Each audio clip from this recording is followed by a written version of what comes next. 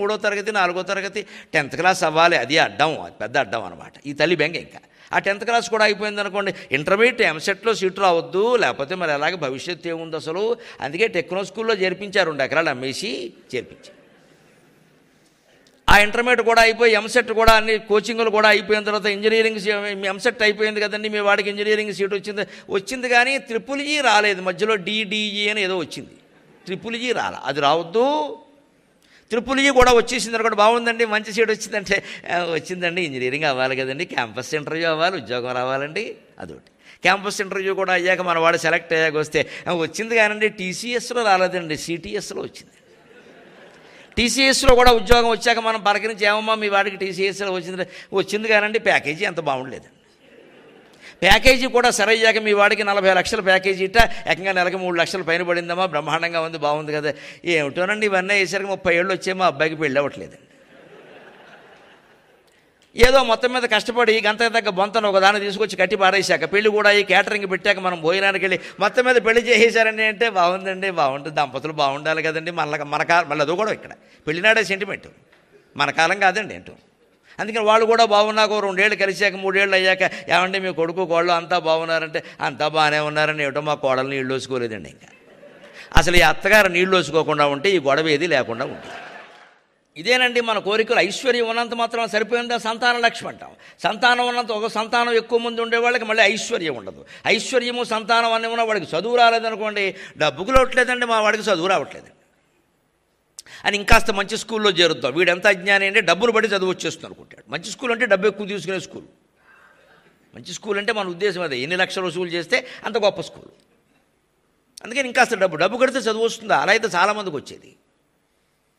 అంచేతన మనం గ్రహించవలసింది, లక్ష్మీదేవి విహరించింది, వెళ్ళింది, ధాన్యలక్ష్మిలోకి వెళ్ళింది అంటే అర్థం మనం పిలవకుండానే దేవతలు వస్తారండి. మన మనస్సులో భక్తి ఉంటే మనం రమ్మని అడగక్కర్లేదు, వారు వస్తారు, వారి పని వారు చేసి వెళ్ళిపోతారు. ఆ స్వప్నం గురించి చెప్పాలా వద్దా? క్షుధీరం రాగానే లేదా ఎవరికైనా రాగానే చెప్పాలా వద్దా? బడాయి అనుకుంటారేమో, నీకు లక్ష్మీదేవి కనబడ్డేవాడు ఊరికే చెప్పేస్తున్నావు ఏదో అంటారేమో, చెప్పాలని అనిపిస్తుంది, ఏదో కొంచెం గాబరాగా కూడా ఉంది. ఎందుకంటే ఊళ్ళో రకరకాలుగా ఎవరితోనో చెబితే అలా రాకూడదు దేవతలు అని ఏదో చెప్పేస్తారు వాళ్ళు. ఇక్కడ దానికి ఏదో శాంతి చేయించే ఒక 50,000 అవుతుంది ఈ శాంతికి. దీంతో వీడి శాంతి ఇక్కడ 2 ఎకరాల శాంతి అనేవో చెప్పేస్తారు రకరకాలుగా. ఎందుకంటే చెప్పాలా వద్దా అని ఎవరికి చెప్పకపోయినా భర్తకి చెప్పాలి కదా అని రాగానే ఆయనకి చెబితే ఆయన విని ఆశ్చర్యపోయి, నువ్వేమీ సందేహించవలసిన అవసరం లేదు, ఎవరో మహానుభావుడు దేవలోకం నుంచి దిగి మన కడుపున పడుతున్నాడు, లేకపోతే లక్ష్మీదేవి లాంటి ఆ ఇల్లాలు రావడం నువ్వు చెప్పిన తర్వాత నేను వెళ్ళి ఊళ్ళో విచారణ చేశాను, ఎవరు అటువంటి వాళ్ళు ఎవరు లేరు, ఇక్కడి నుంచి వెళ్ళిన వాళ్ళు ఎవరు ఎక్కడికి వెళ్ళారో తెలియదు. అందుకని అమ్మవారు వచ్చింది, మాయమైపోయింది. కానీ మన గర్భంలో పడేది సాక్షాత్ విష్ణువంశ సంభూతుడు ఎవడో పడుతున్నాడు, మనం జాగ్రత్తగా చూసుకోవాలని చెప్పి సరిగ్గా ఆయనకు వచ్చిన స్వప్నం కూడా చెప్పాడు. ఈ స్వప్నం ఈవిడికి ఎప్పుడు వచ్చిందో అప్పుడే ఆయన గయ్యలో పిండ ప్రదానం చేస్తుంటే పోయినటువంటి వాళ్ళ పితరులు ఎవరికో 32 రకాల పిండాలు పెట్టిస్తారండి అక్కడ. అవన్నీ చేస్తూ ఉంటే, ప్రత్యేకించి గయ్యలో గదాధరుని యొక్క పాదాల దగ్గర పిండ ప్రదానం చేస్తూ ఉంటే ఈయన కళ్ళు మూసుకుని ఆర్ద్రంగా పిండ ప్రదానం చేస్తున్న వాళ్ళు స్వయంగా, వీళ్ళు పితృదేవతలు స్వయంగా దిగి వచ్చి స్వీకరిస్తున్నట్టుగా అనుభవం కలిగిందండి ఆయనకి. పరవశించిపోయాడు. అందుకే మొహమాటం లేకుండా చెబుతున్నానండి, కులభేదంతో నిమిత్తం లేదు. ఏ కులం సంప్రదాయం ప్రకారం ఆ కులం వాళ్ళు పితృకార్యాలు తప్పనిసరిగా చెయ్యాలి. బ్రాహ్మణులకు ఉండే సంప్రదాయం వేరు, వారి పద్ధతి వేరు, అందరూ వారిని అనుకరించాల్సిన అవసరం లేదు. మిగిలిన వాళ్ళకు కూడా మీ కుల పురోహితులను మీరు విచారణ చేస్తే ఏం చేయాలో చెబుతారు. మొహమాట పడకుండా తండ్రి లేదా తల్లి పోయిన వాళ్ళు ఆ తిథి నాడు ఆ రోజు ఏం చేయాలో అది ఎక్కడా దాంట్లో మళ్ళీ దరిద్ర బుద్ధి కక్కుర్తి లేకుండా శుభ్రమైన వస్తువులు ఏవో ఏమి ఇవ్వాలో స్వయం పాకం కింద ఇచ్చేసి ఆ రోజంతా పూర్తిగా తల్లిదండ్రుల ధ్యానంలో గడపాలి. పితృదేవతలు రుణం తీర్చుకోవాలంటే అదే మార్గం. పూర్తిగా మా నాన్నగారు మా అమ్మగారు ఎవరైనా ఇంటికి వచ్చినా వాళ్ళ గురించే మాట్లాడాలి, ఇంకో మాట రావద్దు అసలు. ఎందుకంటే ఇవాళ మా నాన్నగారు తిథి అండి.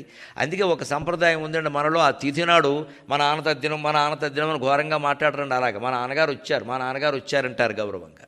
ఇవాళ మా నాన్నగారు వచ్చారండి, ఇవాళ మా అమ్మగారు వచ్చారు. అమ్మగారు రావడం ఏంటి, పోయి 6 ఏళ్ళు అయితే ఆవిడ వచ్చింది. అందుకని అక్కడ కూర్చున్నటువంటి బ్రాహ్మణుడు, భోక్త, స్వయంపాకం తీసుకుంటున్న వ్యక్తి ఎవరైనా సరే వాడు పితృస్వరూపం, మాతృస్వరూపం. ఎవరు పోయారని మనం భావించి పెడుతున్నామో వాళ్ళ స్వరూపం అదంతే. వారికి పెడుతున్నాం మనం, వీరికి పెట్టడం లేదు ఇక్కడ. అందుకే మీరు తద్దినం భోజనంలో గమనించండి, 4 కూరలు, 4 పచ్చళ్ళు, పరవా, ఇవన్నీ దేనికండి? ఒకటి తింటాడు, ఒకటి ఆయనకేదో ఇష్టమని చేస్తాం, ఈయన తినడం.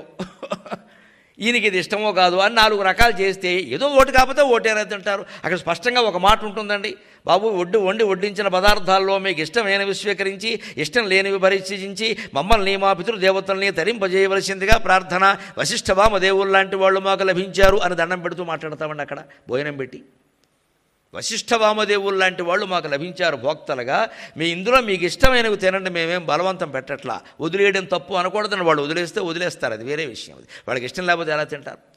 మీకు ఇష్టమైనవి త్యజించి ఇష్టం లేనివి త్యజించి ఇష్టం ఉన్నవి స్వీకరించి మమ్మల్ని మా పితృదేవతల్ని తరింపజేయే ప్రార్థన. అంటే పోయినటువంటి తల్లి కానీ తండ్రి కానీ అక్కడికి వచ్చి తింటున్నారనే భావం లేకపోతే ఇలా చేస్తామండి మనం. చివరికి అశుభానికి కాదండి శుభానికైనా అయితే పెళ్లిలో మీరు గమనించండి, 60 ఏళ్ల మావగారు 20 ఏళ్ల అల్లుడికి కాళ్ళు గడగడ పెట్టండి, అర్థం లేని వ్యవహారం, ఆయుక్షేణం కాదు. మామూలుగా ఎప్పుడైనా మావగారు అల్లుడికి దండం పెడతాడా? తప్పు కాదు.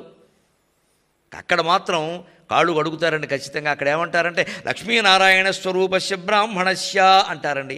అతన్ని లక్ష్మీనారాయణ స్వరూపంగా భావిస్తున్నాం, మన అమ్మాయిని మనం లక్ష్మీదేవిగా భావించి కాళ్ళు కడుగుతున్నాం. కానీ సముద్రుడంత గొప్పవాళ్ళమై జనక మహారాజు అంత గొప్పవాళ్ళమై మనం కాళ్ళు కడుగుతున్నాం. కానీ కేవలం ఏదో సాఫ్ట్వేర్ ఇంజనీర్ అని కాళ్ళు కడగట్లేదండి.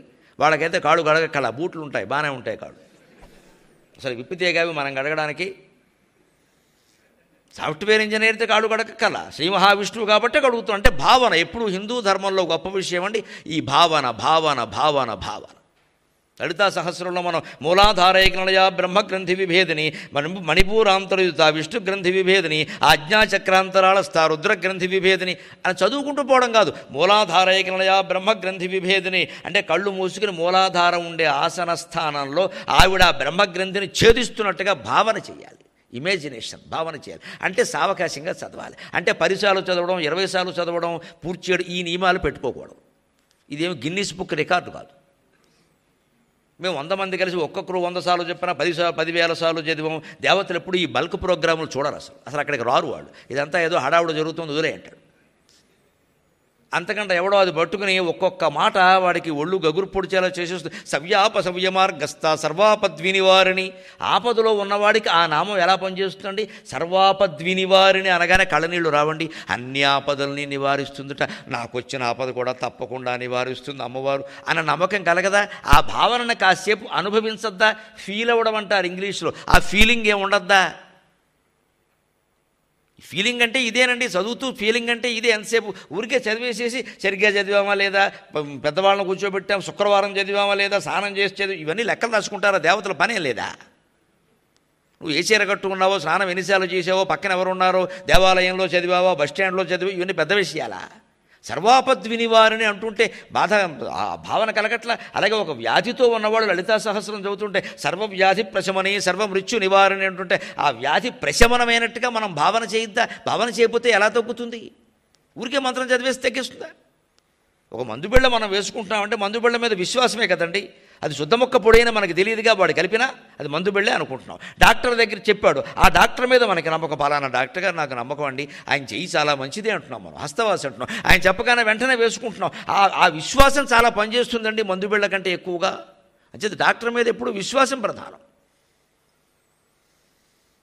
అలాగే సరిగ్గా మనం నామాయణంలో పారాయణంలో అటువంటి విశ్వాసాన్ని చూపిస్తే అది పనిచేస్తుంది. అందుకే కదా తండ్రి క్షుధీరాం అక్కడ ఆబ్దికాన్ని పెడుతూ అక్కడ ఉండి వాళ్ళు వచ్చి తింటున్నట్టుగానే భావన చేశాడు. అలాగే జరిగింది.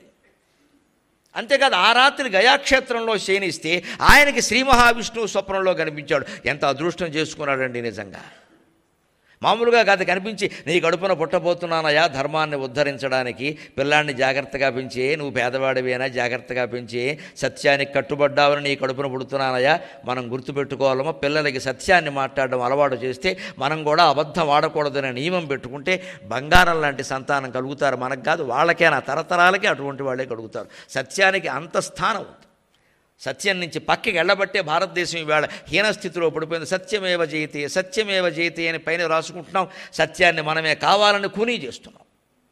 అనేక రకాల వ్యవహారాలు వాళ్ళు అలా కట్టుబడ్డారు కాబట్టి గయాస్వప్నం నిజమైంది. అలాంటి వాడే సరిగ్గా 1836 సంవత్సరం ఫిబ్రవరి 17వ తేదీని శుభలగ్నంలో జన్మించాడు రామకృష్ణ పరమహంస. రామకృష్ణాయతే నమః, రామకృష్ణాయతే నమః. అవతారమూర్తిగా జన్మించినటువంటి వాడు పుట్టినప్పటి నుంచి అదే ప్రయత్నంలో ఉంటాడండి. లెక్క మళ్ళీ ఎక్కడ తేడా రాకూడదండి. ఆయన ఏదనుకున్నాడో దాన్ని సాధించి తీరాల్సిందే. అందుకే ఆయన చిన్నతనంలో ఊళ్ళో నాటకాలు వేస్తూ ఉంటే వెళ్ళి చూసేవాడు, మామూలు ప్రేక్షకుడుగా చూసేవాడు. చూస్తున్నప్పుడు పౌరాణిక నాటకాలు, రామాయణ సంబంధం, భారత సంబంధం ఏది ఉన్నా సరే చూస్తుంటే అందులో లీనమైపోయి చూసేవాడు. ఇదే ఫీల్ అవ్వడం అంటే.